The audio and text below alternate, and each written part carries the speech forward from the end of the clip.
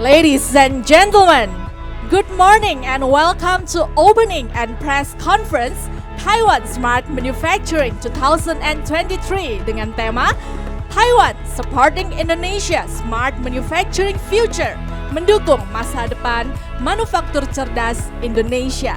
Acara hari ini diselenggarakan oleh International Trade Administration, Ministry of Economic Affairs, dan diimplementasikan oleh TAITRA, Taiwan External Trade Development Council.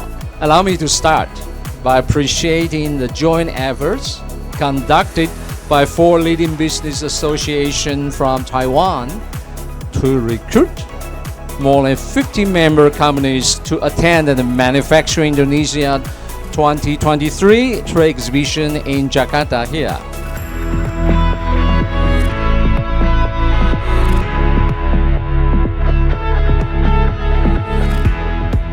Taiwan Smart Manufacturing, your intelligent partner.